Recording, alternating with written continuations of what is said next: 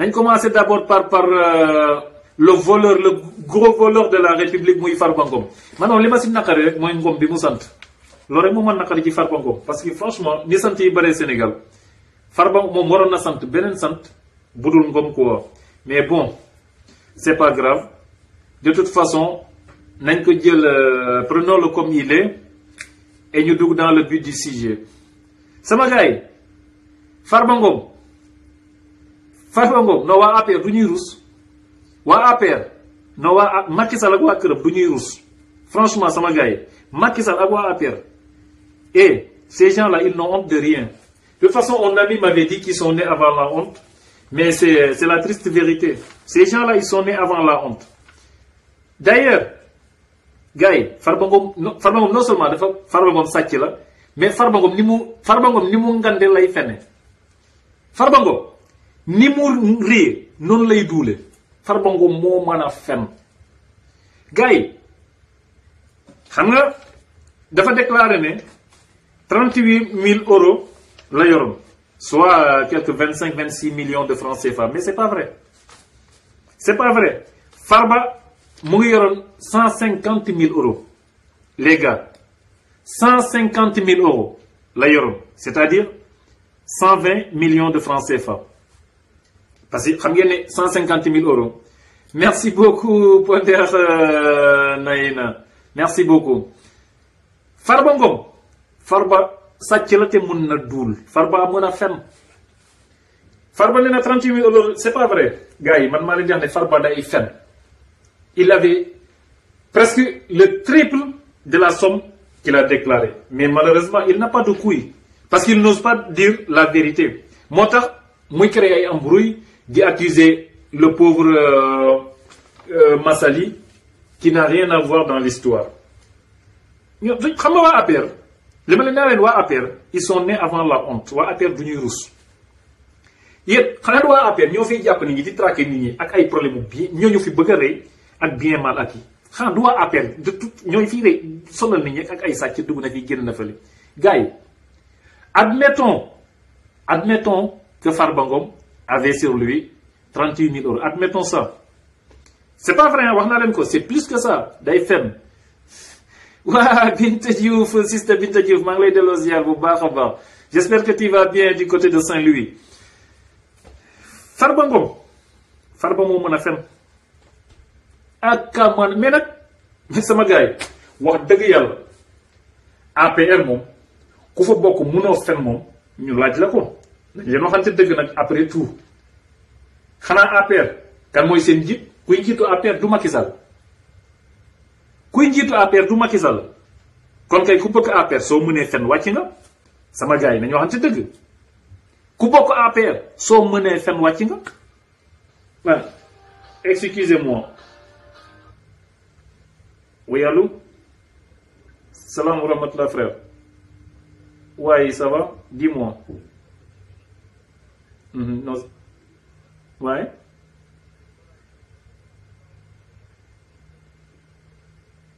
ok ça marche s'il te plaît vas-y ok ça marche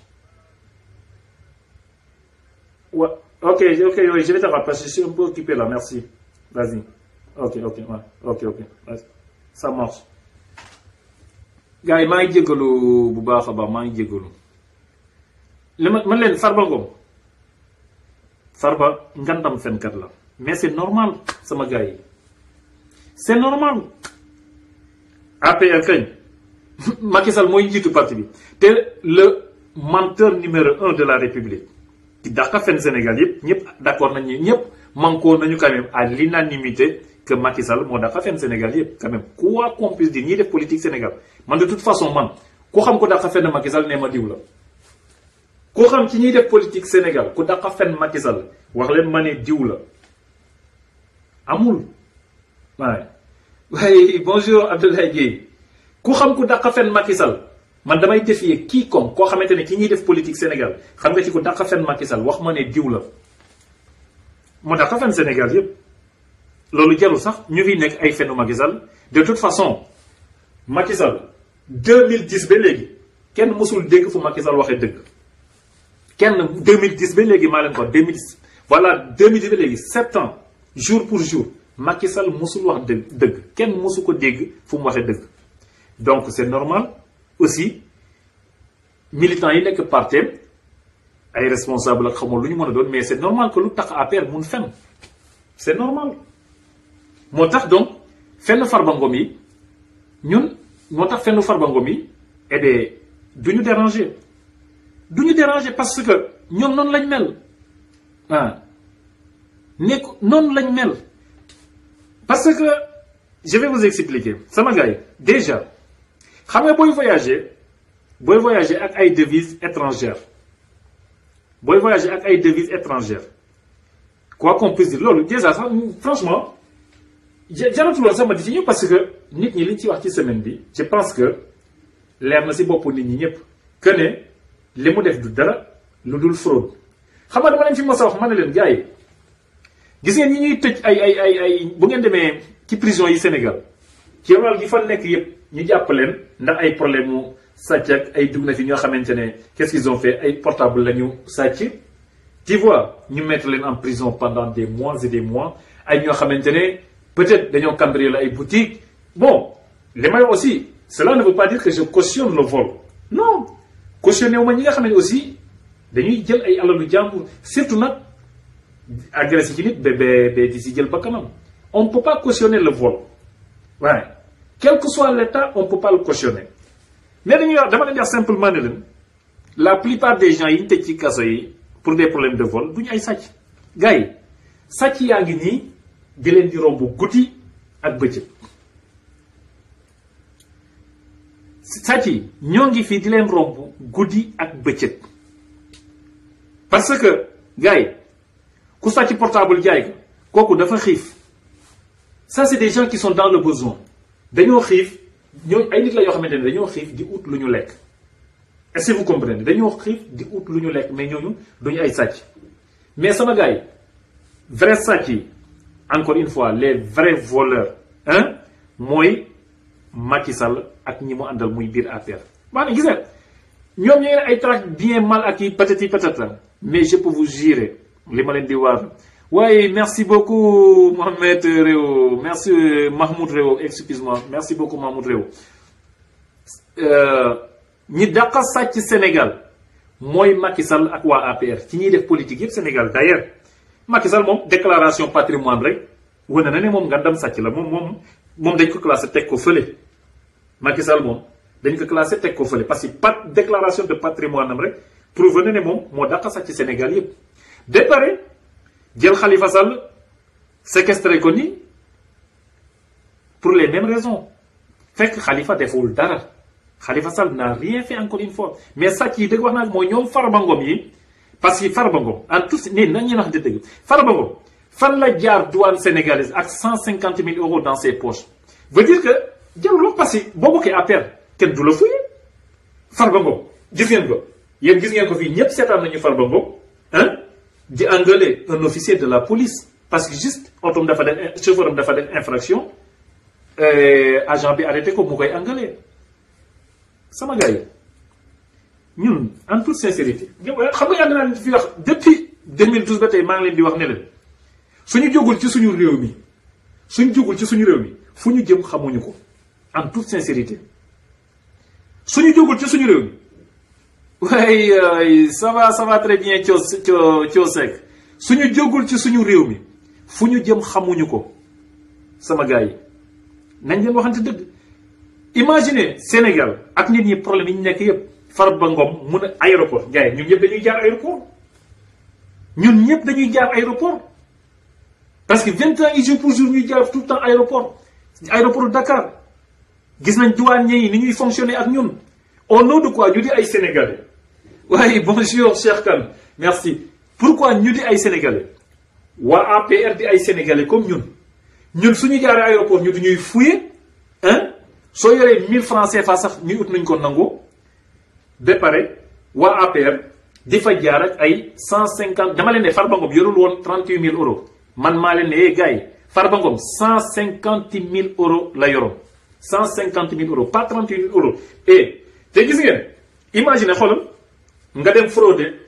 fisc Sénégal fraude de douane sénégalaise ñëw di remplir la caisse de la douane française. Vous vous rendez compte, un pays comme le Sénégal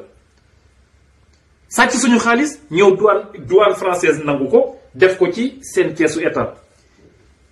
yéen Sénégal ngeen ne ñun gars yi ñun lii dañuy toog rek di ko seetaan ba kañ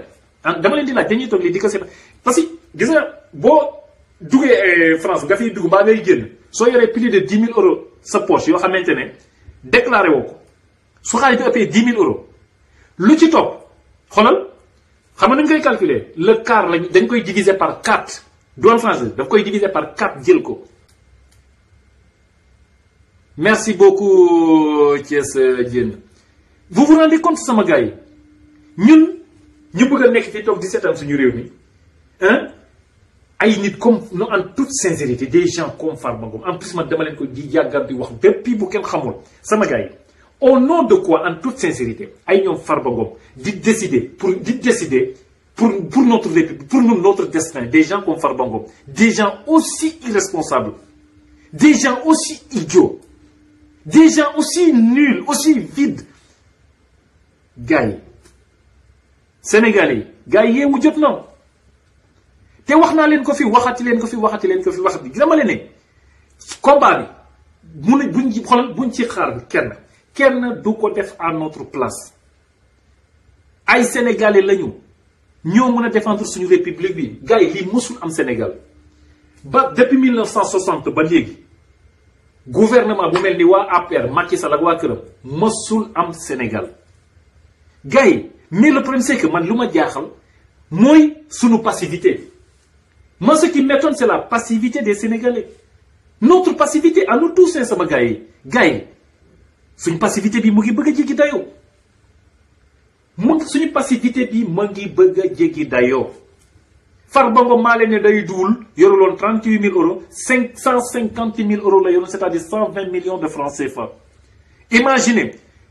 nga na moom ak yaayam ak tantam ma àndoon moom ak yaayam ak tantam kenn ku ne 10 000 euros la amoon droit yore c'est-à-dire mooy leen 150 000 ngeen mooy 30 000 euros mu def 120 000 euros les 120 000 euros le quart des 120 000 euros le quart des 120 000 euros douane française jël nañ ko dugal ko ci seen caisse te mu jóge Sénégal gars yi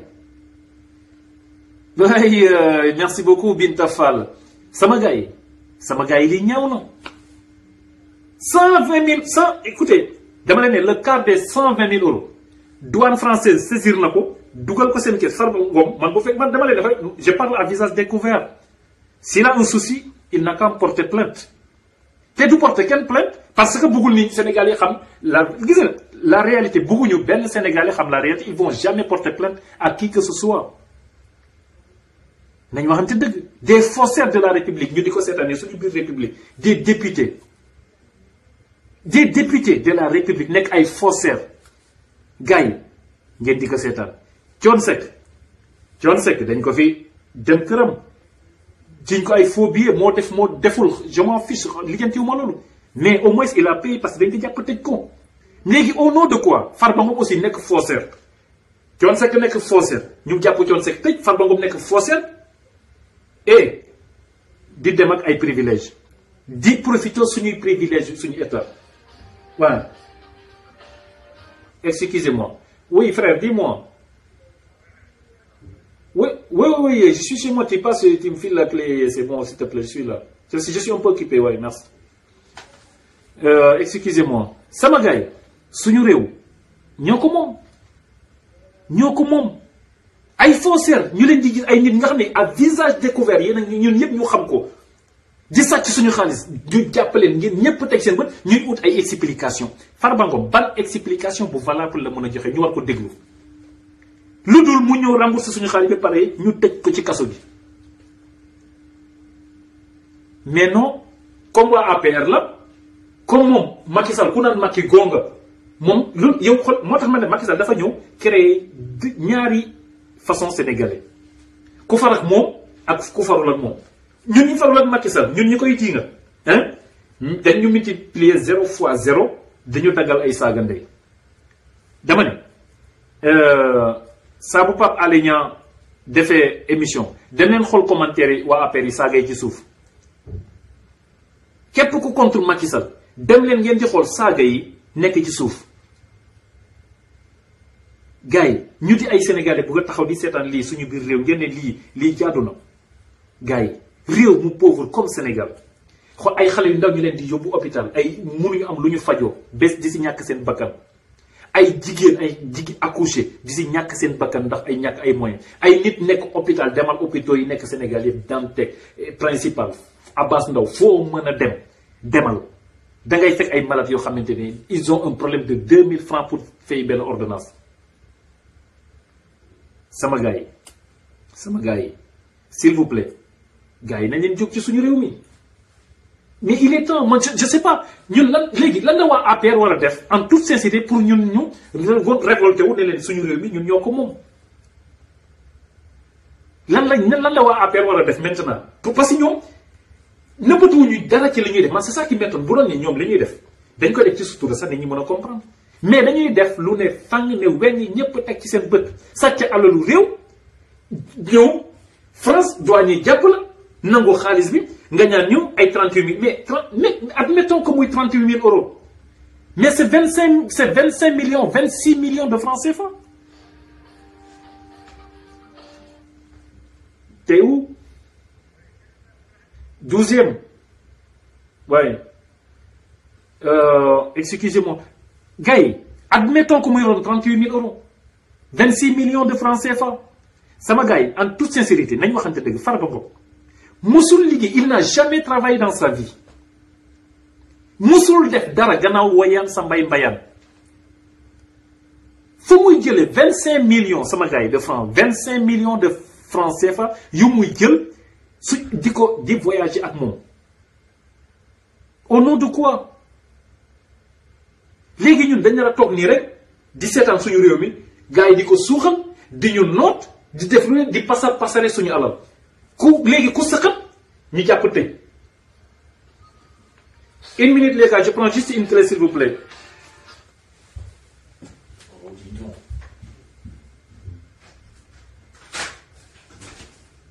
Excusez-moi, je suis un peu occupé. Je suis un peu occupé. Merci. Oui. C'est bon là maintenant les... Ouais, c'est bon, merci.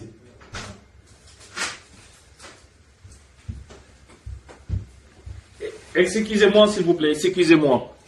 maa ngi jégalu bu baax a baax. gars yi lii ba kañ ngeen ne lii amul ngeen defee ne lii amul solution et pourtant am na solution parce que solution bi yéen ak man ñooy solution bi moo tax ma ne li di wax chaque jour ne leen déjà présent de grâce. na ñëpp préparé pour 2019 bu fekkente ne on peut pas descendre dans la rue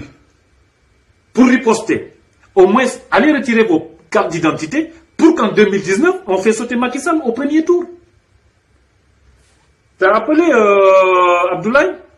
Est-ce que t'as appelé sur le bon? Oui, parce que excuse-moi Abdoulaye parce qu'on m'appelait. Tu peux attends s'il te plaît, je vérifie. Alors, excusez-moi mes chers amis. Non.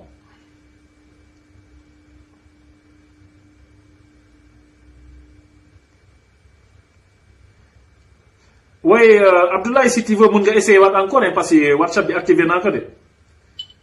Activé dans le code. Voilà.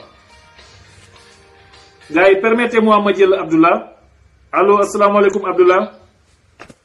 Waaw, maaleykum salaam Ngom. Waay Sara na nga def? maa ngi fi alhamdulilah naka yi tey. sant bu baax a baax alhamdulilah Abdullah yaa ngi en direct gars yi ñu ngi lay déglu. waaw kontaan nañ comme d'habitude rek. merci si live bi. merci beaucoup jërëjëf merci. waaye comme ni ma la ko waxee woon bi passé rek. li def nii moom. su fekkoon Sénégalais yu bari am nañ courage bi. dina tax Sénégalais yi gën a xam. tout à fait. gën a am ay information parce que ñun Sénégal problème bi mooy. parfois sax di nga mer découragé et tout. waaye. mais. Abla une minute dagguma la. oh mais dis donc. seen ay tubaab waaw. day tagg pardon oui dafa am ku doon woote quoi boy dañu ma sonal seen woote yi quoi. oh dis donc vas-y Abla ñu ngi lay dégg. voilà problème Sénégal bi nag li ci gën a garaaw mooy c'est que nit ñi dañoo xamul seen ay droit tout à fait parce que voilà parce que da ngay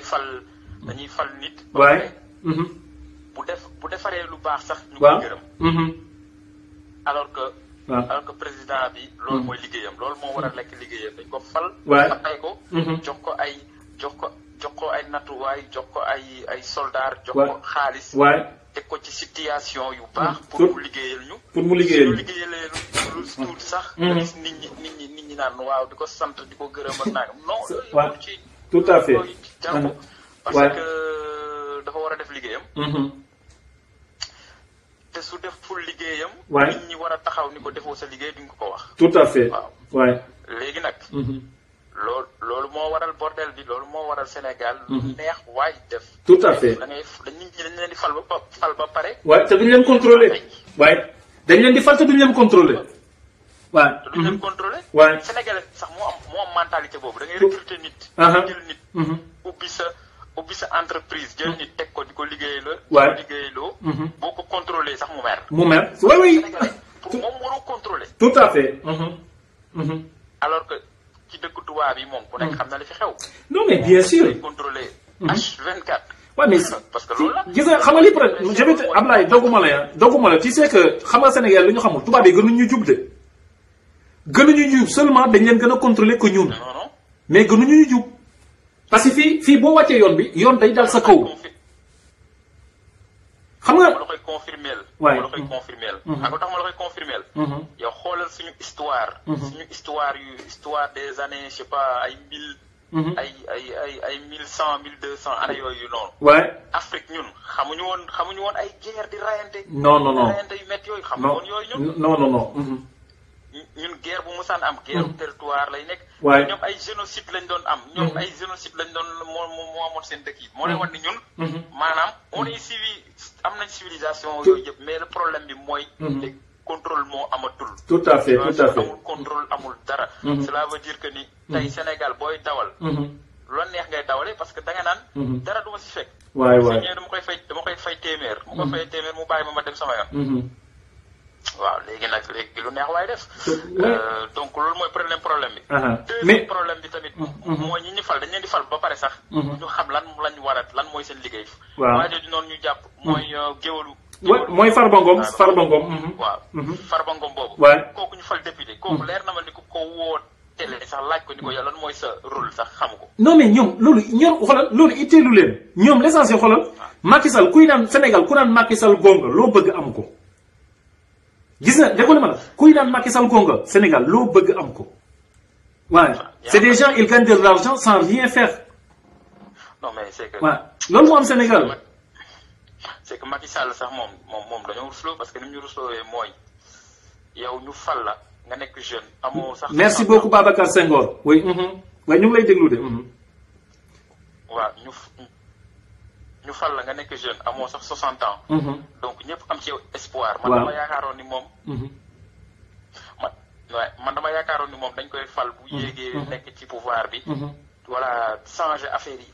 teg yoon teg justice bañ a xalaat ay 2019 dañ may fal ak duñ ma fal voilà teg affaire bi si parce que problème bi mooy ñoom c'est ñun suñ président yi sax ñoo njëkk a dof parce que ni ñu dofee mooy yow tey buñ la falee boo defaree dëkk bi ko ci yoon nit ñi dañ la falaat tout à fait nit ñi dañ lay falaat mais tu sais ñoom préféré wuñu loolu xam nga aussi man préfère corrompre man franchement mënuma comprendre Sénégalais xam nga man dama mënul comprendre Sénégalais ci ay beaucoup de cas ñun dañ complexé ba mu jéggi dayoo xam nga lu tax maa wax ne dañ complexé maa la benn cas bu ndaw parce que dama gis avant-hier bi gars yi di jóge Touba ñuy naan way kii Assane Diouf mu ngi dugg ay car ma gis gars yi di commenté naan yorul gat dugg na fii génn mais ñun Assane Diouf daf leen mos a wax ne dafa amalal wala wuy ma nit balaa ngay kaas ci sa réew rek da nga war a nekk borom alal pour am droit wax ci sa loo xamante ne sa problème mu réew la ñoom xam nga lii problème xoolal xam nga Assane Diouf moom saaga mi mooy saaga pourtant ay intérêt au moins moom intérêt sénégalais lay défendre mais le problème ay classe Farba ñoom sénégalais dañuy ils préfèrent les gens qui nous volent qui nous pillent et qui nous insultent ñoom la ñu préférer défendre plutôt que ñi nga xam ne dañuy défendre population bi xam nga loolu tamit neexu la xeexal Ouais, je suis parfaitement d'accord avec toi. Ouais. Parce que imagine ku sàcc 1 milliard. ku sàcc 1 milliard ci dëkk bu mel ni Sénégal. kooku xam nga ni kooku ay millions ay centaines de nit la rey. mais évidemment 1 milliard. évidemment. kooku assassin. waaw mais le problème c'est que les gis nga APR ñi nga fay gis ni yëpp APR ñëpp ce sont des multimillionnaires merci beaucoup Marie-Françoise Magin Sénégal ñi nga fay gis ni yëpp pour vous dire ay APR ñi fa nekk yëpp c'est des multimillionnaires ay ñoom Abdou Mbow yi oui ma demal ngeen xool kër yi ñuy tabax alors qu'ils n'ont jamais le problème c'est que c'est des gens qui n'ont jamais travaillé dans leur vie fan la ñuy jëlee xaalis la suñu xaalis la suñu xaalis la te li garaaw li waaye maa ngi lay déglu. le problème bi tey mooy comme par exemple Assane Diouf boobu. man je suis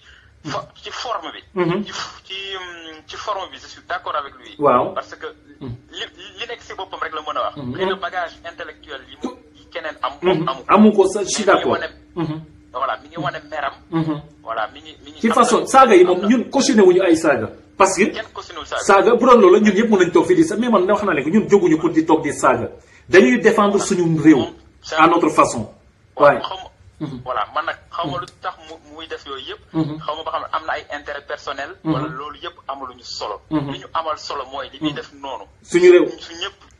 su ñëpp jugoon yuuxul bañ nekk ay bañkat. waaye dëkk bi day dem. day dem justement le problème c'est que loolu la xam nga man gars yi dama leen ne xoolal xam nga keroog dama fi wax man leen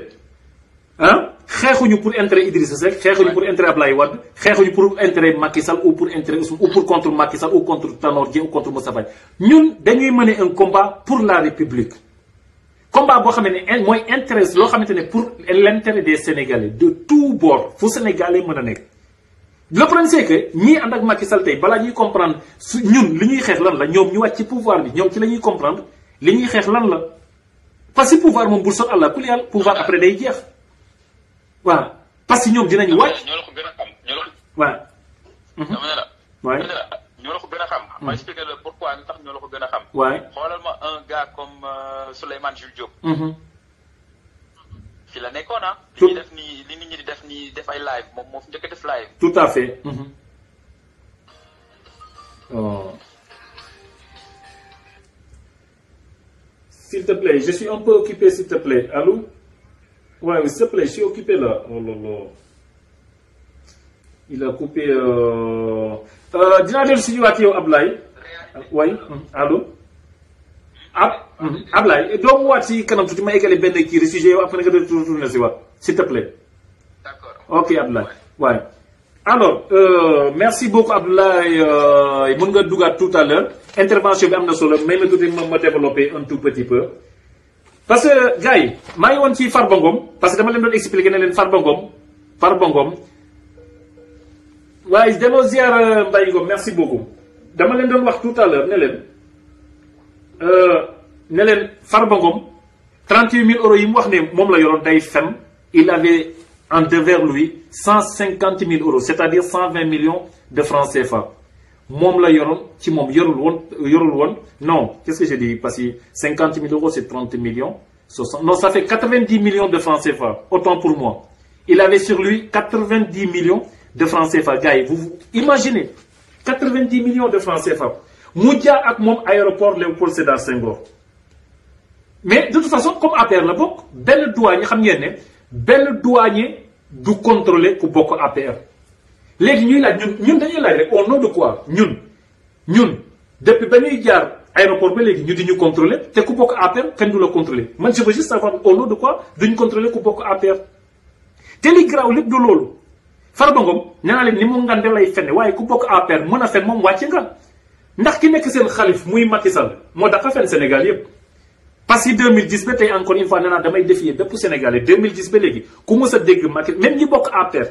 dama leen di défier 2010 ba léegi ku mës a dégg Macky Sall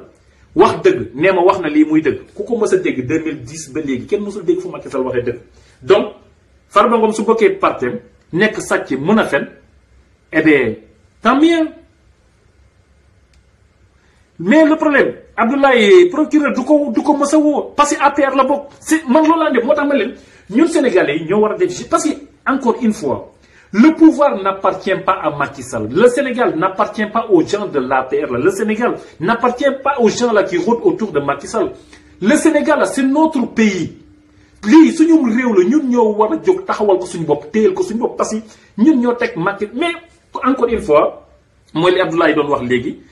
dañuy jël nit fal ko ba pare après derrière kenn du la contrôler yow lu yaay buur yaay buumi lu la neex def lu la neex wax waaye merci beaucoup Famara Sy lu la neex def lu la neex wax kenn du wax loolu moo war a jeex Sénégal gars yi wax naa leen nekkatuñu les années 80 gars yi on est majeur et vacciné Macky Sall xamut lu ngeen xamul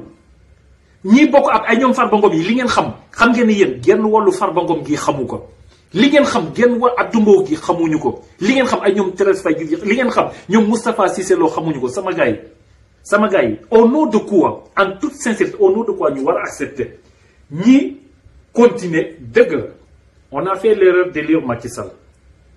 mais le coup est déjà parti ce qui est fait ñun li ñuy wax c'est pour 2019 moo tax man may li may commencé tout le temps mooy dama di woo ñëpp bépp Sénégalais boo xam ne jotoo sa carte d'identité nga dem jëli ci sa carte d'identité pour que 2019 ñu rectifier erreur bi sàcc Farba Ngom moom loolu moom sàcc moom kenn waxatu ko nee naa leen 150 000 euros la yoroon 90 millions CFA gars yi boo xoolal 30 000 euros yi parce que nee na moom ak jabaram ak tanta mandoon te comme ñaari majeur la àndaloon ñaari majeur yi ku ci ne am na droit 10 000 euros sur Farba Ngom amoon na droit yore 10 000 euros jabaram 10 000 euros tantam di xaw ma yaayam 10 000 euros tantam 10 000 euros muy 30 000 euros mais tout le reste de l'argent le quart de l'argent la douane française daf ko saisir dugal ko ci keesu état français vous vous rendez compte ñun suñu état ñu ay nit di sàcc suñu xaalisu état Sénégal bu pauvre ba les gars yi di ñëw France pour remplir ay keesu France vous vous rendez compte ñun ñu toog 17 ans kenn buggul def dara ku tudd Macky Sall ñu daggal la ay saaga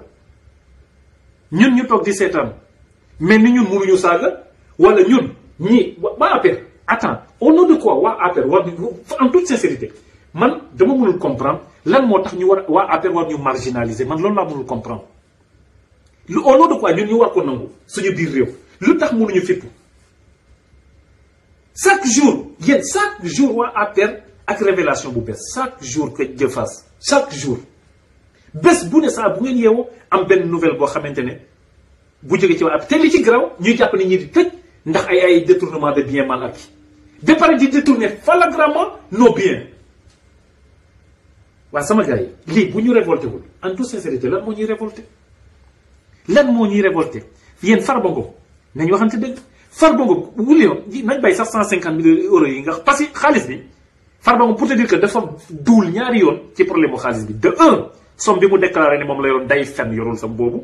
c'est presque 4 fois la somme deuxièmement mu ne dafay ñëw pour faj si benn yaayam bu feebar day duul encore une seconde fois xaalis bi mu yoroon c'est pour l'achat de conscience ñoom parce que ñoom loolu rekay seen liggéey Europe loolu waa APR heure bu ñu duggee Europe xoolal ay achat de conscience mooy seen liggéey jël suñu xaalis Sénégal sàcc ko fa ñëw fii di ko jënde ay Sénégalais pour ñu mun leen a voter oh ma dis donc excusez-moi les gars oui allô oui kookan la waaw kookan la Babacar allô Babacar waaw Babacar ça va na nga def gars yi ñu ngi lay déglu Babacar waaw man xam naa ne waa APR nga gars yi kii di wax waa APR la déglu leen ko. waaw.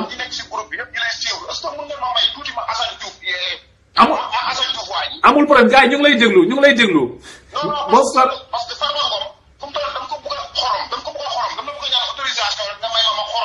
demal gars yi kii di wax waa APR la déglu leen ko demal Babacar ñu ngi lay déglu.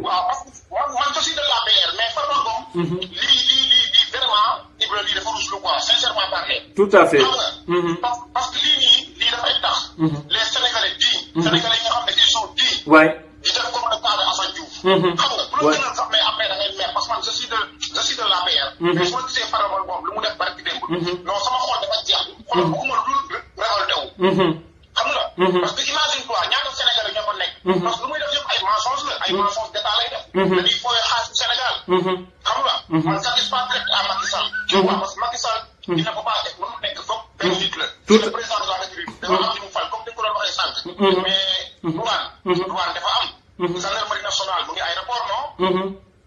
la douane nationale mu ngi aéroport. oui oui. Macky Sall fii nag il ne peut pas être mënul nekk si poste yëpp. dëgg la. tu vois. mais par contre mu def nii lii mooy last cri mooy dernier.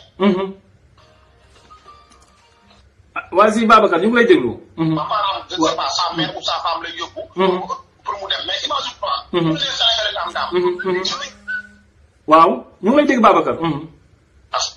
que ñun suñu gars yi ñoo nekk tànte. suñu ñaata tànte ñoom ñoo nekk principal te du fa. tout à fait problème mu ordonnance 1000 francs 1500 francs. dëgg la. c'est tellement catastrophe lii nag moo war a tax population bi génn lii rek jar na population Sénégal ña nekk Sénégal ak ñu nekk Sénégal à l'extérieur. waay waay. lii à la fois. lii nii dafa nekk cas boo xam ne da nga ko war a jël spécial. tout à fait. ñu bëri ci débat bi parce que c'est tellement catastrophe. non non non Babacar. je suis désolé parce que lii dafa ñaaw. waaw y a des parents yoo xam ne. ay d'origine sénégalais yu ànd ak hôpital principal am na ay difficulté ordonnance 5000 3500. dëgg la Babacar. loolu. moom fu mu toll nii double fiscal la def double for la def. jàllale na xaalis bi comme dafa ñu ko expliqué sànq. dugal Sénégal dem yóbbu ko fu ko neex. su demee France. même su nekkee sax 200 et quelques millions la wala 100 et quelques millions. d'après ses explications. non Babacar wuyu ma Babacar man dëgguma Babacar man wuyu ma Babacar gis nga ki ma renseigné Babacar gis nga ki ma renseigné wuyu ma nee na ma déggoo ma de 150 000 euros la yoroon 90 millions de francs CFA man dama ne damay défier Farba Ngom mu ngi faral dama porter plainte man dama koy défier ouvertement il avait sur lui 150 000 euros 150 000 euros yi 30 000 euros waaye vas-y Babacar ñu ngi lay déglu man excuse-moi ma lay couper vas-y allo Babacar. imagine quoi koo si invité télé Farba Ngom même pas 2 semaines ñu invité que télé. koo si invité télé muy wàcc ci Serigne Touba di wàcc. di wàcc ci Serigne Touba di. wàcc ci Maam Alaaji Maalik. di wàcc ci Baye Niass. te or que tel n'est pas le cas. mais vraiment on est désolé ah man maa ngi gën si ligne bi bàyyi gars yi mais vraiment Ibra tey moom sincèrement parler. lii moom ñaaw na quoi rafetul quoi. non merci Babacar. merci beaucoup merci. dama la fekk si. merci. parce que tamit nit ki la ko bëgg man aussi de la PR man Macky laa. mais genre personne Farba Ngom yi. ñooñu du ay nit yoo xam ne dañuy jëmal réew am quoi ñooñu dañ leen war a. xam nga gis nga bañ yu métti da nga koy jëlee teg ko fële. ça c'est vrai merci beaucoup. waaw merci. vraiment on est désolé lii moom dafa ruslu quoi xam nga naa bàyyi gars yi participer. dañ ko wax seen opinion. merci parce que tamit defar Sénégal moo ñu tax a jóg. xam nga tout à fait. waay parce que APR. soo gisee nen dana ko nii. waay.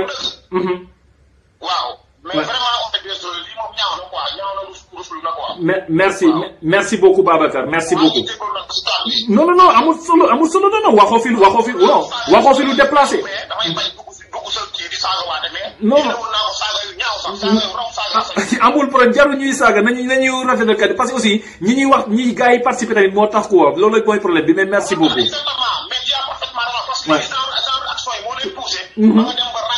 tout à fait. tout à fait je suis. waay. waay waay. les populations les Sénégalais lambda. ñoom ñuy profiter de situation yi. mais imagine-toi comment ils auront lendemain nga amal ñëw. waay dëgg la avec tant de pluie. merci Modou Issa Sarr merci. waay waay. vraiment. bon en plus quoi. merci Babacar merci beaucoup merci merci. waay. waay. merci Babacar. merci beaucoup merci Babacar vraiment merci beaucoup merci beaucoup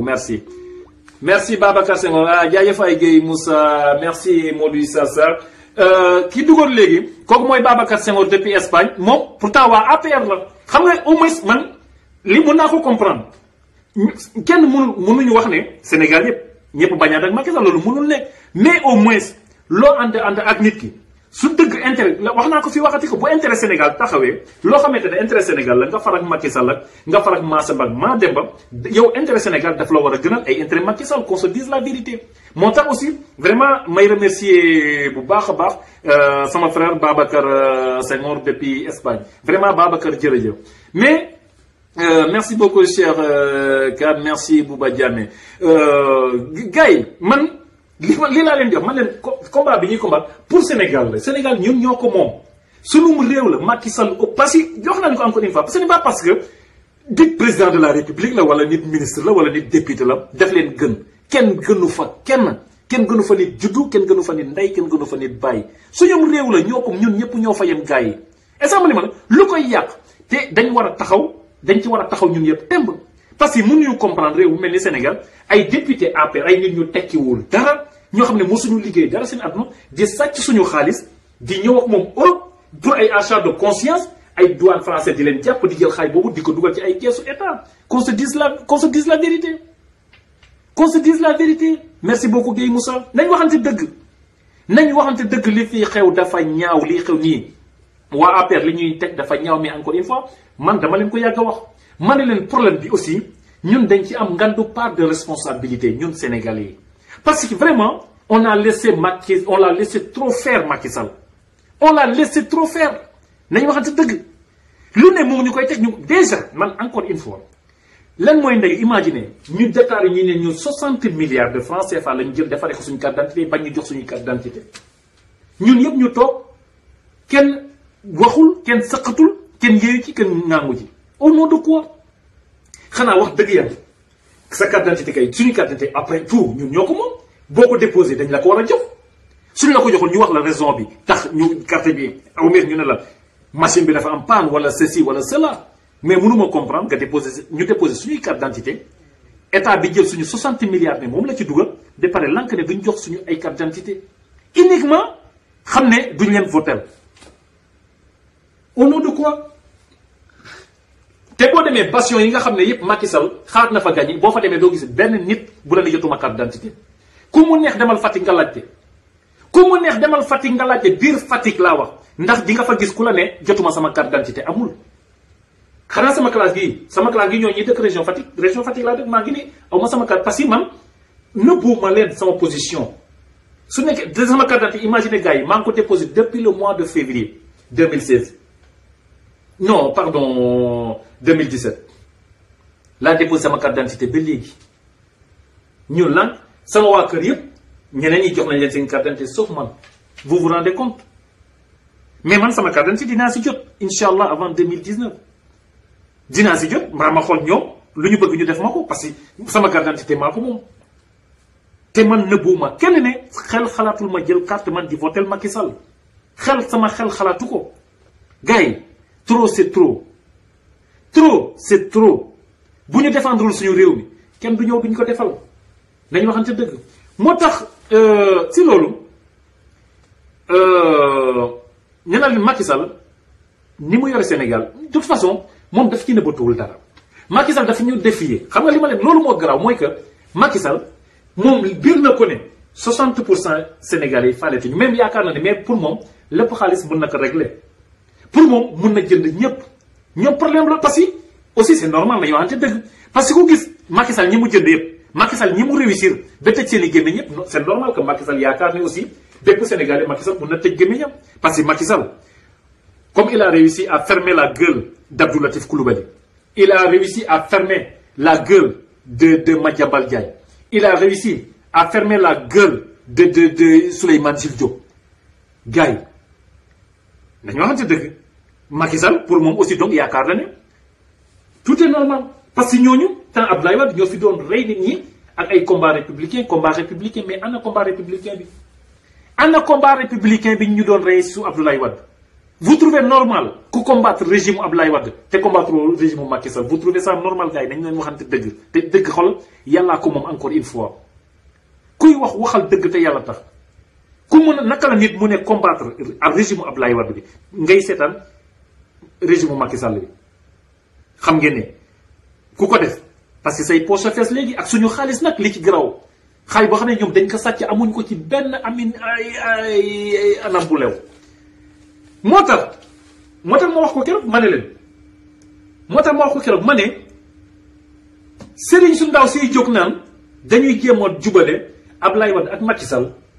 nañu dem toog ci seen daara yi nañu dem toog ci seen daara yi parce que il faut que sëriñ su ndaw si comprendre benn affaire man encore une fois gars yi sëriñ li ma ko jàppee mooy la ca sëriñ Saliou Mbacké waxoon sëriñ Saliou Mbacké moo taxaw ne lu dul diine aw ma ci lu may defar aw ma ci lu may yàq man de xooloo noo mën a sant nag laa moo xam nga sant Mbacké moo xam nga sant Si moo xam nga sant Laay moo xam nga sant Ñas noo ci mën a sant ak kuy mën a doon sa waajur te xoolal nga nekkoo ci diine man duma la sukkal duma la raamal duma la jox sama 1 centime te mënuma tere doon murit parce que Serigne Touba moo ne Serigne Touba nee na ki ko gën a jege mooy ki nekk ci ay tereem bàyyi ku nekk ci ay digleem te moytu ay tereem te Serigne Touba ay digleem mooy li yàlla wax ay tereem mooy li yàlla aaye voilà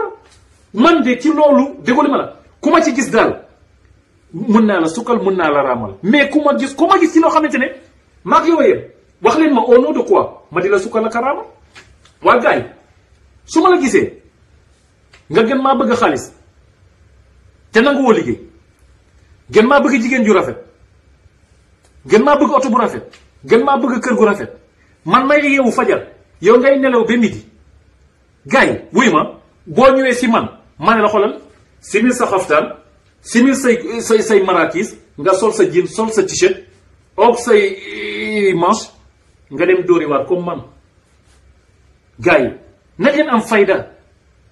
nañ leen jóg am fayda ci suñu réew mi ñun ñoo ko moom nañ waxante dëgg xam ngeen ni nee naa leen gars yi kilifa diine billaahi gu ci ànd ak Macky Sall di nga ko layoo ak sa borom kilifa diine gu ànd ak Macky Sall di nga ko layoo ak sa borom parce que ñoom tegu yàlla kilifa diine loolu du rôlam kilifa diine rôlam mooy ngay défendre néew di doole yi mooy bu dëgg taxawee nga wax ko ak fu dëgg ki mën di feete ñun encore une fois ñaar nañu kenn nga défendre opposition bi waxal ñun dañoo wax rek képp kuy kilifa diine loo gis muy dëgg nga wax ko. merci beaucoup Modou Issa Sarr Modou Issa merci ñun loolu la ñu wax dañ ne kilifa diine bu ne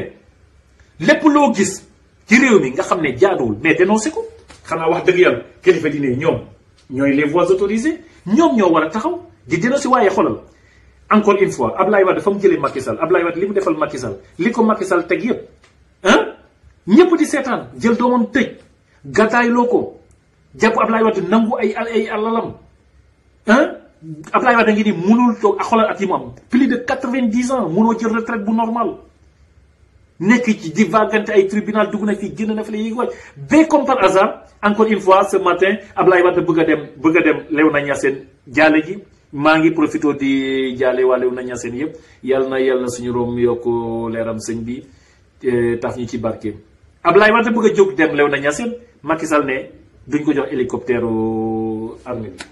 mais les gars Macky Sall day abusé wu n'oublions pas que Ablaye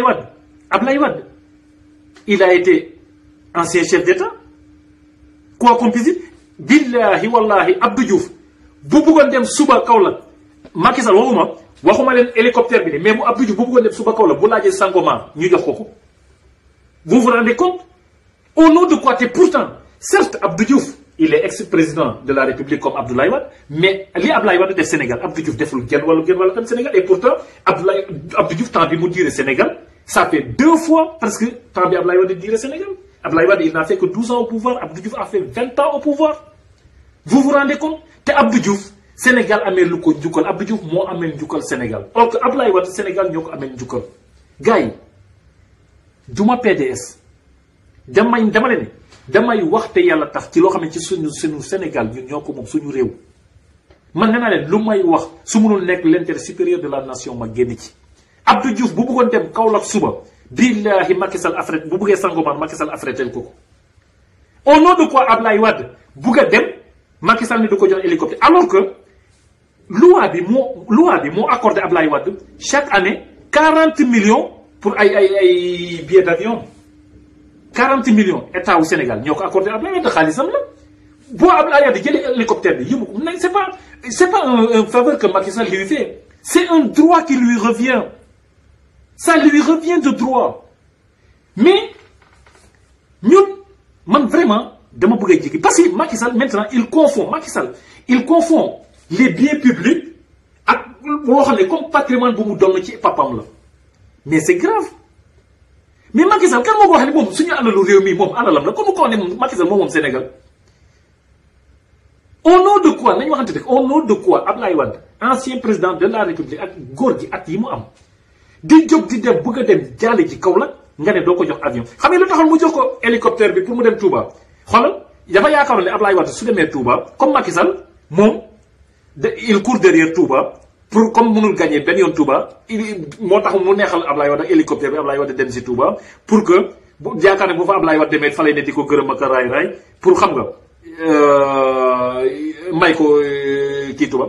la preuve Macky Sall moo war a gën a comprendre waa Touba dañoo génn si moom yàgg na te du waa Touba rek kilifa diine yépp a génn ci Macky Sall. Macky Sall lu tax mu dem magal sëñ bi xalif bi recevoir ko lu tax mu dem magal xalif bi recevoir ñaari président de la république ñoo fi amagum dem magal xalif ba recevoir leen benn bi mooy Abdou Diouf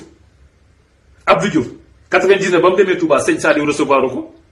loo ci gis booba xamoon na ne day daanu Macky Sall sëñ bi xam na ne day daanu moo tax te sëñ bi daa génn ci Macky Sall depuis affaire Karim Wade parce que affaire Karim Wade sëñ Sidi Mokhtar lu ne la si ñaan Macky Sall njëkk ku ne la ko si ñaan Macky Sall faalewu ko sax lànk ba tëdd ci suuf parce que Macky Sall ba mu ñëwee ba mu jotee nguur gi il a annoncé la couleur il a dit ouvertement que les chefs religieux sont de simples citoyens ordinaires ñu taxaw di ko seetaan gars yi moom dafa ñëw rek commencé défier këru diine yi tegu leen fenn ni ngeen koy gis nii foo ko gis muy sëgal dox pour ku ko wooteel moo tax mais Macky Sall du tijaan du layen du xaadir du dara gëmul yàlla gëmul yonent moom daal xam nga lan la Charlie loolu daal wóor nañu parce que au moins gis nañ ko mu ñëw fii di manifester ngir défendre Charlie Hebdo. Donc encore une fois loolu tax ma leen di wax tout le temps sama gars yi man leen suñu réew mi na leen ci am fulla nañ leen am fulla face à Macky Sall nañ leen am fulla face à Macky Sall foofu moo tax ma ne Ablaye Wade moo tax ma ne góor gi bu mu wàccee boppam di tontante ay ñoom Mimi Touré xam ngeen Mimi Touré ku ñàkk jom la moom aussi ndaw soosu maire boobu noonu Mimi Touré mais lu ma leen wax rek ku bokk APR moom ku bokk APR da ngay mën fen mën sàcc ba pare ñàkk jom xoolal loolu mooy éthique seetli nag képp ku bokk APR wala lu laal APR ñett yi da ngeen ko ñett yi maa leen ko xoolal bii ñetti mbir ngi yoo xamante ne yàlla daf ko sib boo xam ne ku bokk APR mu ngi ci yow mooy sàcc nga mën nga fen ñàkk nga jom ku bokk APR ñett yi mu ngi ci yow parce que Mimi Touré ñàkk jom moo tax moom mën naa day defi Ablaye mais Ablaye Wade li mu wax ne ko lii pa bi wax sur la politique économique de Macky Sall mais c'est la vérité mais c'est la vérité mais en plus le problème c'est que nekkul ne Ablaye Wade moo njëkk a critiquer la politique économique de Macky Sall c'est la banque mondiale qui l'a fait avant Abdoulaye Wade c'est la banque mondiale pourquoi d'abord mais gars yi lii c'est terre à terre pourquoi le Sénégal fait partie des 25 pays les plus pauvres au monde pourquoi qu'est-ce que c'est que la politique économique? La politique économique, c'est la politique de l'offre et de la demande. Et tout le monde sait que sous Abdoulaye Wade, cet équilibre fait manifestement défaut. Pardon, madame, sous Abdoulaye Wade, sous Macky Sall. Abdoulaye Wade, quand même, il a eu à gérer le pouvoir. Xamna bu baax, moo ñu gën a xam bu baax li ñuy wax. Donc Mimi Touré, xam nga Mimi Touré moom problème am moom day racheté wu. Parce que xam ngeen Mimi Touré dinaa leen wax nag Mimi Touré xam ngeen benn moment. Bon, vous avez Mimi Touré, si elle n'avait pas les mains liées, kon gënoon na APR bu yàgg moom ci boppam mais Macky Sall daf ko menacé moo tax Mimi Touré ñemewul génn APR parce que Mimi Touré bi mu nekkee premier ministre souvenez-vous gars yi xam nga waa APR dañ fi débloqué woon merci beaucoup Biloba xam nga waa Macky Sall dafi débloqué woon xaalis bu bari comme achat de conscience yi muy def nii rek comme xaalis yi Farba Ngom sàcc bañ jàpp waa aéroport Orly c'est la même chose xam nga bi Mimi Touré nekkee premier ministre gars yi Macky dafa débloqué woon xaalis bu bëri pour mooy xaalis bi ñu doon naan moom la ñuy jox les Sénégalais leurs femmes de l'extérieur les femmes sénégalaises qui sont à l'extérieur mooy xaalis yi ñu doon wër dem di ko jox ay jigéen yu nekk Maroc ay jigéen yu nekk Mauritanie xaalis boobu noonu Mimi Touré daf ci détourné woon presque 2 milliards. moo tax Macky Sall wàcce ko mais daf ko wàcce ba pare yemul foofu bi mu ko wàccee Mimi xam nga moment yi mu ngi doon jéem a fippu di jëm Macky Sall daf ko convoqué mu ñëw ko Mimi xaalis bi yaa ko jël wóor na la te wóor na ma lenn mooy sa galaj tu restes dans le parti et tu fermes ta gueule et tu défends les intérêts du parti loolu ngay def rek jàmm am defoo ko yoon dal ci sa kaw te xam ngeen ne yoonu Sénégal ñëpp xam nañ ne justice Sénégal kay Macky Sall la Sénégal benn juge ba am muy Macky Sall ku ko neex tëj ku ko neex tijji mais loolu aussi ñun ñoo ko nangu parce que ñun peuple bi ñoo nekk au-dessus de Macky Sall mais ñun ñoo fexe di nangu ba Macky Sall nekk au-dessus de nos têtes loolu suñu faute la ñun. Mimi Touré nee naa ne boo gisee ku saqat Mimi Touré naan daf lay défier Mimi Touré xoolal gëmul Macky Sall fi mu ne wax ak yéen nii wóor na yàlla gëmul APR tey gëmule moo la gën a xam ne waa APR ay sàcc lañu moo la gën a xam ne Macky Sall sàcc la mais Mimi Touré ñemewul génn ñeem xool déggu na ma ku wax jëmale APR moom il est obligé daf lay attaquer noonu à contre-cœur mais gëmul sax li muy wax moom Mimi Touré dafa ñemewul génn APR c'est ça la vérité parce que xaalis bi mu sàccoon Macky Sall menacé ko moo tax Mimi Touré ñemewul génn APR te ñemewul ñàkk a défendre intérêt parti bi di kañ ngeen di la preuve kañ ngeen nga dégg ay ñoom Mbaye Ndiaye ay ñi xam ne vraiment ñoom ñoo nekkoon ñi nga xam ne ñoo créé APR à la base ak Macky Sall du ngeen ci déggati léegi au départ da ngeen leen doon dégg mais déggatu leen ci kenn ñu yor parce que déjà ñu ngi nii gis leen ci kenn ku occupé fonction bu am important Mimi Touré anamu ana Mbaye Ndiaye ana maître Badara Cissé Lo ana ñoom Moustapha Cissé Lo gisatu leen ci kenn ñi nga xam ne ñoo nekkoon vrai responsable yoo xamante ne ñoom ñoo gunge woon Macky Sall ca départ ba muy jóg di def ay tournée nationale Macky Sall ñëpp la écarté mais aussi ni mu leen écarté daf leen a écarté injustement lu mu leen parce que ku ci ne dafa fexe ba nga sàcc parce que waa APR naa leen ñoom ay dañoo xiif yegg si au pouvoir dañoo ñëw sàcc alalu réew mi léegi ñu ngi noonu kenn si ñoom ñëpp en dehors de pas bi dégg seen Badara Cissé en dehors de lui ñi ci des yëpp sàcc nañu alalu réew mi kenn si ñoom ñemewul génn kenn si ñoom te parce que Macky Sall problème mooy que Macky Sall buggul koo xamante ne da nga koy diir mbagg buggul koo xamante ne da ngay xalaat ne da nga xaw a tolloog parce que Macky Sall dafa am complexe d'infériorité moom loolu mooy problème am Macky Sall gis nga ñi ngeen di gis muy jàpp di tëj yëpp complexe moo tax mu di ko def ne complexe moo tax mu di ko def moo tax ma ne Ablaye Wade bu mu rabaisser boppam dinaan day débattre rek ay ñoom Mimi Touré rek ay lu ma xam ne Mimi Touré xam ne Ablaye Wade du débattre sax ak Macky Sall à plus forte raison que Mimi Touré parce que Mimi Touré je sais pas et elle est insignifiante devant Abdoulaye Wade au nom de quoi Abdoulaye Wade di débattre ak moom mais man ce que je trouve malhonnête et injuste de la part de ce pouvoir c'est le fait d'avoir refusé Abdoulaye Wade l'hélico pour l'amener à Kaolack c'est du n'importe quoi teguñu ko fenn parce que Abdoulaye Wade il a droit à 40 millions chaque année loolu état bi moo ko suñu constitution moo ko permettre Macky Sall nag dafa yaakaar ne keesu réew mi daf ko doon ci papam Macky Sall moom dafa wax ne Sénégal daf ko doon ci ndey wala daf ko doon ci bàyyi Macky Sall il a oublié que dafa ñëw fen ñu dañu voté ko teg ko fii mais comme daf ñu fen dañu voté ko teg ko fi te ñun aussi amuñu fulay woon que ne ñun ñoo la fi teg doo ñu fonto et bien moo tax Macky Sall di def lu ko neex moo tax comportement yi muy yëpp muy am envers Abdoulaye Wade mu di ko am te warul woon nekk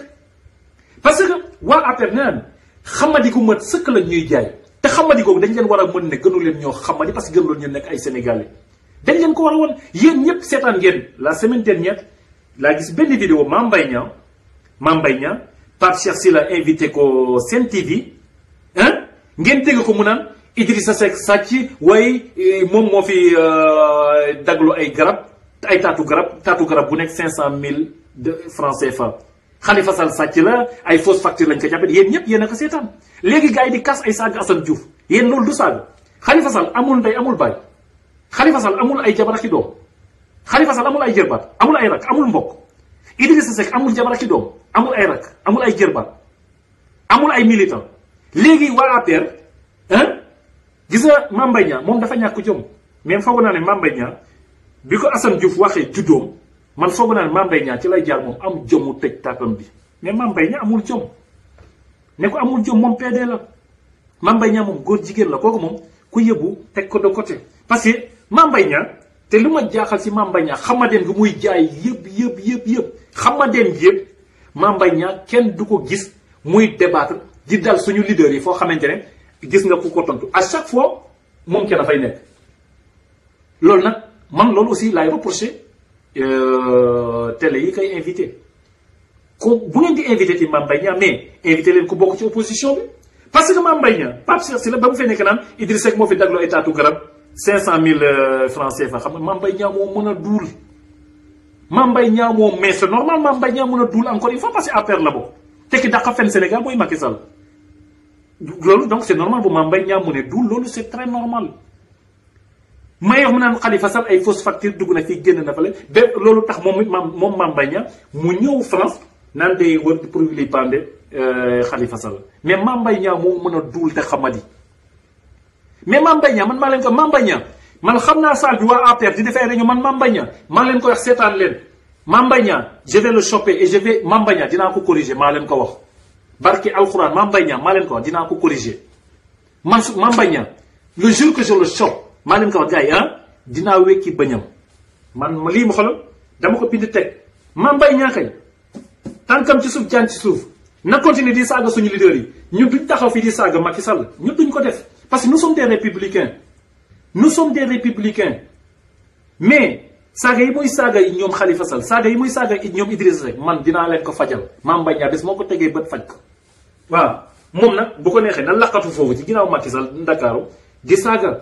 tôt ou tard pouvoir bi dina jeex te man utuma pouvoir bu jeex bu ma bés moo ko jàppee biir Paris fi waa APR di réunion yi dinaa régler compte am man kooku moom dama ko wax ouvertement xoolal ku ko dégg jotali kaka Mame Mbaye Niang dinaa régler compte am maa leen du day jaay xamadi day jaay reewaange Assane Diouf jàpp na ko wax ko boppam daggal ko saaga fu ne amul jom ba léegi mu rëdd na suñu mais na continuer il verra man il va me trouver sur son chemin day jaay xamadi man dinaa régler compte am parce que nañu waxante dëgg ñii reproché Assane Diouf ay saaga yéen aussi man damay nañu waxante dëgg yéen ku yore am parti politique am ay nekk leader de parti ay nit taxaw di leen di ay nekk ministre de la république taxaw ci ay télé naan Idriss fan la Idriss Seck daggaloo taati garab 500 000 francs mais ñoom li lay woon duulu Assane Mame Mbaye Niang duulam yu rëy yi ñoom ñoo yore pouvoir bi yéen Sénégal yi nañ leen waxante dëgg yéen aussi au nom de quoi duñ convoqué Idrissa Seck xanaa justice bi ñoom ñoo yore justice ñoo yore pouvoir bi ñoo yore doole ji Idrissa Seck daggaloo ay taatu garab 500 000 francs CFA ngeen yore justice Macky Sall di commandé mais xanaa ngeen mën ko convoqué lu tax ngeen mën a convoqué Karim Wade tëj ko gàddaay la ko convoqué Khalifa Sall tëj ko Idrissa Seck ngeen di ko reproché li ngeen di reproché ñoom te du ngeen ko convoqué léegi nañu waxante gars yi xanaa duuli yëpp xaw nañu fu mu féete dëgg bi aussi ku waxal yàlla xam nga fu dëgg bi féete nañu waxante dëgg au nom de quoi Idrissa Seck bu jëlee alalu du Sénégal au nom de quoi warul rendre compte lu tax su fekkente ne dafa dagloo ay taatu garab 500 000 francs CFA mais ngeen convoqué leen ko Idrissa Seck du man maa ko blanchir c'est la justice sénégalaise qui l'a blanchi ñoom ñoo ko blanchir Ablaye Wade mi fi nekkoon président taxaw na moom wax ñëpp dégg ne Idrissa Seck deful dara ay naafeq ay duulkat ñoo ma jaxase moom te mooy duulkat yi nekk ci pouvoir bi tey Macky Sall yi ko wër c'est ça la vérité donc Mame Mbaye Niang moom day jaay xamadi rek gars yi Mame Mbaye Niang daal li ma leen di xoolal ku ko xam billahi maa leen ko wax loolu moom dama ko wàcc ci alxuraan billahi Mame Mbaye Niang dinaa rek gars yi maa leen ko yéen a ngi fi maa ngi fi nañ leen dem dinaa régler comptam ñëwaat taxaw fi jàkkaarloo yéen ne leen waxoon naa leen ne Mame Mbaye Niang dinaa régler comptam te man dinaa régler compte Mame Mbaye Niang day jaay xamadi dinañ ko wane xool ñoo ko gën a doon ay sénégalais li ñu ñemewul genn wàll gi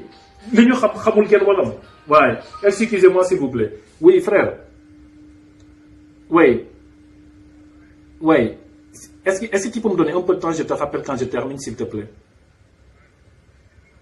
dis-moi c'était pourquoi Ouais, j'ai pas pu parce que je suis occupé, je t'ai déjà dit. Je te rappelle après, s'il te plaît, vas-y, ok. T'inquiète, vas-y, va. Excusez-moi, gars, maa ngi jégalu. Day jaay xamadi man wax naa leen Mame Mbaye Niang dinaa lijjanti ay problème am loolu xoolal yàggatul problème Mame Mbaye Niang man dinaa ko lijjanti waa affaire buy jaay xamadi bu yiy jaay xamadi waa affaire yi jaay xamadi yëpp dinañu régler seen ay compte wala leen ne gënuñu ñu nekk ay sénégalais ñun li ñu ñeme ñoom ñemewuñu genn wàll gi fu ñu dem ñoom demuñu fa man li ma ñemee def ñoom ñemewuñu ko def mais xam nga comme ñoo nekk ci boor la xam ci ginnaaw Macky Sall di saaga suñu leader yi ak di leen tuuma la ko duula dina leer ne ko dina leer Mame Mbaye Niang moom moo tax ma ne man du ma sori ci ay waxam Assane Diouf wax na ko boppam wax na ko juddoom man foog naa ne ci lay jaar am jom tëj la meññ parce que olof nee na xam nga ba ko fi Assane Diouf waxee juddoom ma relaté waat ko bind ko ci sama page Facebook gars yi di ko commentaire ñii di naan ma lii ñii di naan ma la am na sax ay gars yi ma woo naan ma wooye li nga ci war a rafet du ndax papaam dugg na fii imam la dugg na fii génn na fële ma leen sa gars yi nit bu amee sutura moo ko may boppam nit bu amee sutura moo ko may boppam parce que booy taxaw di saaga nit ñi mais lan nga war a xaar leen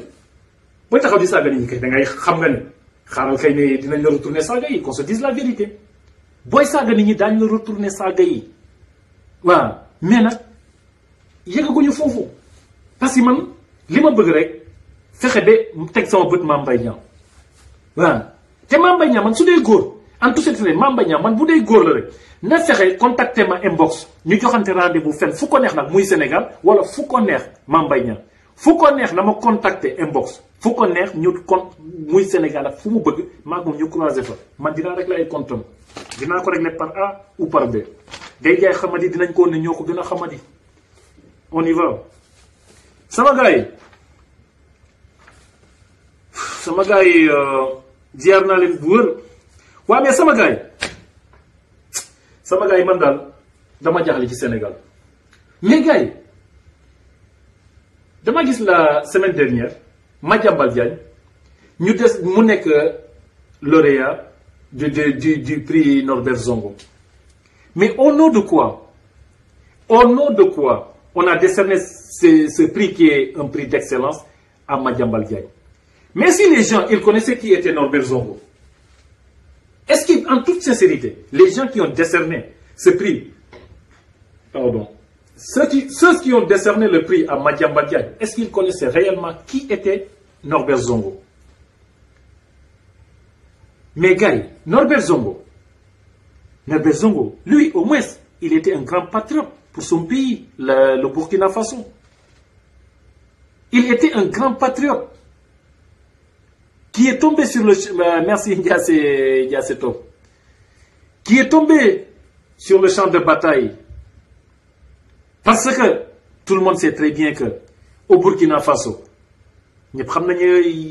bataar bi fa nekkoon nañu waxante dëgg Burkina Faso ñëpp xam nañu ne Blaise Compaoré c'était un assassin au nom de quoi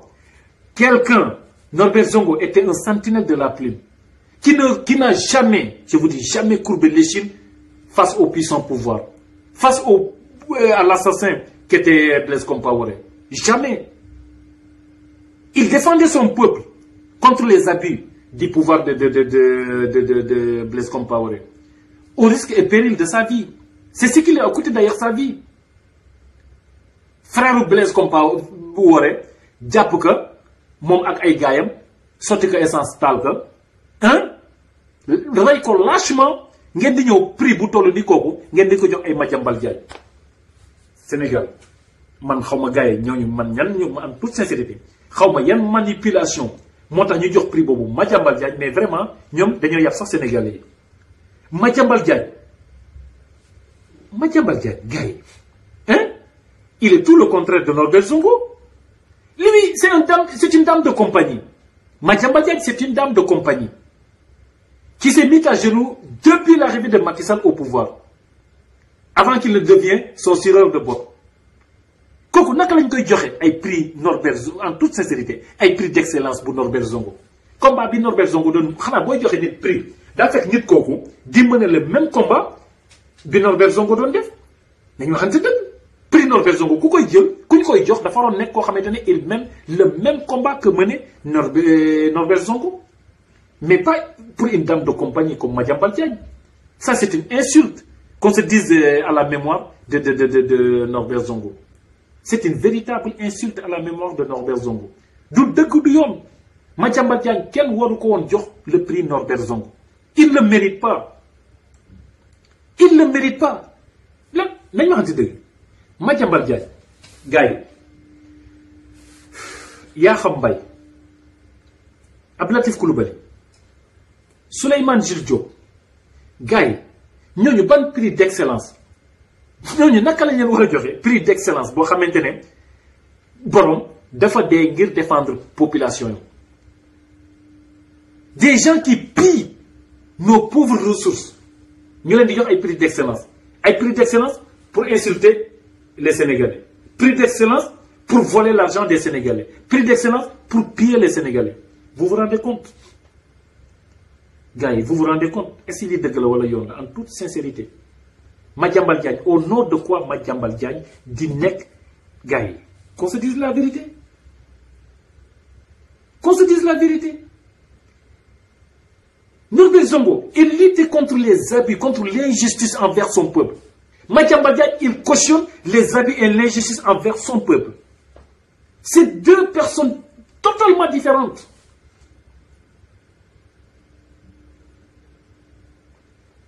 Man, mais Sénégalais, nous avons des magouilles, nous avons fen,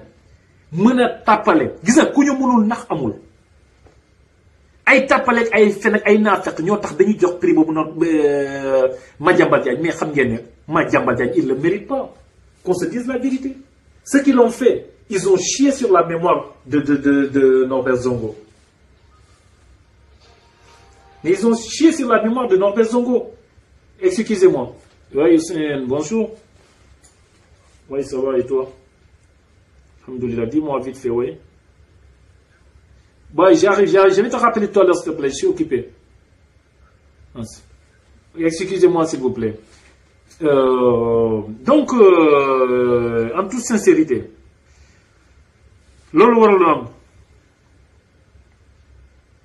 des vampires comme Madiambal Diagne, des vampires comme Madiambal Diagne, nous avons dit un prix Norbert Zongo. C'est honteux. Xana man mënon na comprendre ça ñu jox ko Pape Alé Niang dañu xam ci dëgg xam nga mënon na comprendre ñu jox ko Pape Alé Niang mënon na comprendre ñu jox ko Ahmed Aïdara hein mënon na comprendre ñu jox ko peut-être sax Pape Cheikh Sylla. Mais gars yi en toute sincérité Madiambal Diagne gars yi Madiambal Diagne hein nga xam ne fii ne mooy siireel Macky Sall ay dàllam kooku naka lañ koy joxe prix koo xamante ne dafa défendre injustice ba dee benn bakkanam fekk oh yaay xam ngeen ne ku mën a maral Macky Sall ay dàllam xam nga ne boo nekkoon Burkina Faso ba fa Blaise Compaoré ne xam nga ne xalaatoo jël sa plume même waxuma sax ñoom même Madiambal Diagne nekk biir Sénégal ñemewuloon a bind article boo xamante ne c'est contre Blaise Compaoré même biir nekk étant au Sénégal. Parce que comme Blaise Compaoré, lui, il était un assassin froid. Faut qu'on déplacer au Afrique, mon na la fa fek ray lolu. Norbert Zongo nek ci bir deuk bu mel nonu, jël plumam contre le pouvoir. C'est ça des journalistes. Lolu moy ay vrais journalistes. Mais nos prostituées de la plume là, tels que Latif Coulibaly, Souleymane Diop, Madiambal Diagne, Yakham Mbaye, ñi nañ waxante deug. Naka lañu leen wara naka lañu leen wara ou bien Angélique Manga naka ñooñu naka lañ leen di joxe ay prix xanaa prix ñoom prix bi nga leen war a jox mooy prix mën a duul hein prix naa fekk prix seytaane prix dëmm loolu moom mënoon nañ leen ko décerner mais mënuma comprendre ñu leen di jox ay prix d'excellence de Norbert Zongo. C'est pas le même calibre parce qu'il menait pas le même combat nañ waxante dëgg. moo tax man leen comportement yi moo tax ay dombrab yu mel ni Farba Ngom dañ leen war a combattre sama gars yi lii xew Sénégal ñaaw na jël suñu 150 000 euros 150 000 euros nga jël ko Sénégal ñëw ak moom France douane jàppala nga jàkkaarloo Sénégal yi naan c'était juste 38 000 euros et en plus il se permet de dire juste 38 000 euros 25 millions koo xam ne mosul liggéey si dundam. Man su ma jaaree aéroport ñu fuyee ma sama morom bu jaar aéroport ñu fouillé ko Farba Ngom bu jaar aéroport kenn du ko fouillé parce que juste ay te du moom kenn amul benn responsable yi APR bu jaar aéroport ñu fouillé ko